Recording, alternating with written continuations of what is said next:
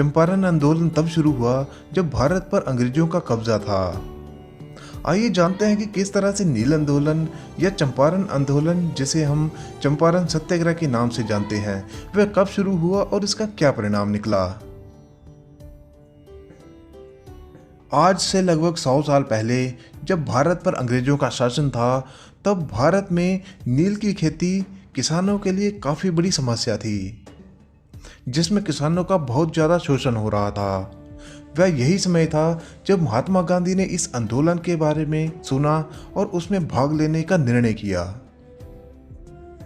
नील की खेती का मतलब है कि नील एक ऐसा पदार्थ है जिसका प्रयोग कपड़ा उद्योग में कपड़ों को डाई करने के लिए करा जाता था।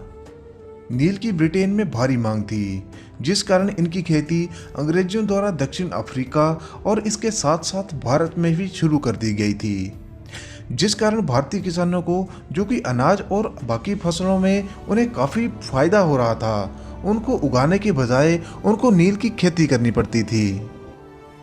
भारतीय किसान नील की खेती करने के लिए विवश थे, क्योंकि उनके ऊपर अंग्रेजी सरकार की हुकूमत थी। नील की खेती के लिए काफ़ी उपजाऊ भूमि की ज़रूरत होती है।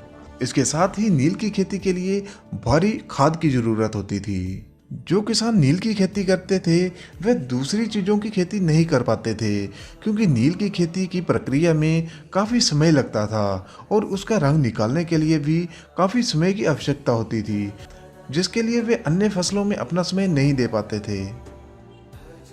इतनी मेहनत करने के बाद भी नील की खेती में इतना दाम नहीं मिल पाता था। जिम्मेदार और अंग्रेज मिलकर के इस तरह से किसानों का शोषण कर रहे थे, जिसके लिए महात्मा गांधी ने किसानों के साथ मिलकर के इस आंदोलन में भाग लिया। सन 1860 के दशक में बंगाल में अंग्रेजों द्वारा एक कर लगाया गया, जिसके अनुसार किसानों को 30,000 स्क्वायर फीट की भूमि पर 2 रुपए की दर से कर देना था। इसके विरुद्ध में बंगाल में कई आंदोलन हुए, जिसके बाद अंग्रेजों द्वारा एक नील आयोग का गठन किया गया। इस आयोग की रिपोर्ट के बाद बंगाल में जबरन नील की खेती पर प्रतिबंध लगा दिया गया। 20वीं सदी की शुरुआत में एक बार फिर से अंग्रेजी सरकार ने जिम्मेदारों के साथ मिलकर के एक नए कर की शुरुआत करी।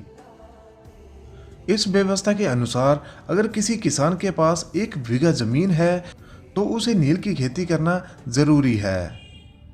आपको मैं बता दूं, 1 बीघा जमीन के अंदर 20 कट्ठे आते हैं।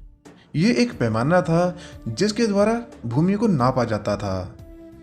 इन 20 कट्ठे में से 3 कट्ठों पर नील की खेती करना बहुत ही जरूरी था, क्योंकि यह अंग्रेजी सरकार द्वारा बनाया गया एक कानून था। चंपारण आंदोलन 19 अप्रैल सन 1917 में शुरू किया गया, जिसका नेतृत्व गांधी जी ने करा।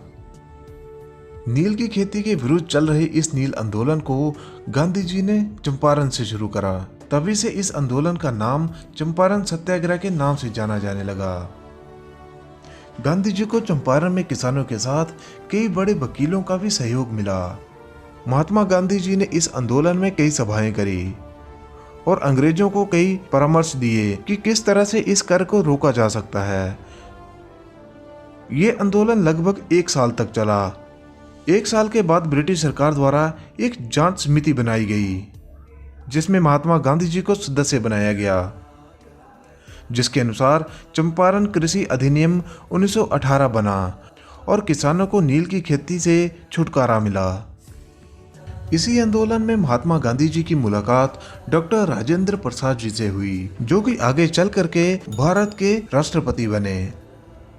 गांधी जी के नेतृत्व में चला ये आंदोलन काफी शांतिपूर्ण और अहिंसक आंदोलन था, जिस कारण ब्रिटिश सरकार इस आंदोलन को दबा नहीं पाई। कई न्यूज़ चैनल के द्वारा इस आंदोलन को काफ़ी प्रमुखता से छापा गया, जिस कारण आंदोलन काफ़ी लोकप्रिय हो गया और किसानों को उसने एकजुट करा। तो दोस्तों, इतिहास पर आपको ये चंपारण की घटना कैसी लगी, प्लीज़ कमेंट करके हमें ज़रूर बताएं। अगर आपने अभी तक इस चैनल को सब्सक्राइब नहीं करा है तो वीडियो देखने के साथ इस चैनल को ज़रूर सब्सक्राइब करें। तो दोस्तों, मिलते हैं हम अगली वीडियो में, तब तक के लिए जय हिंद।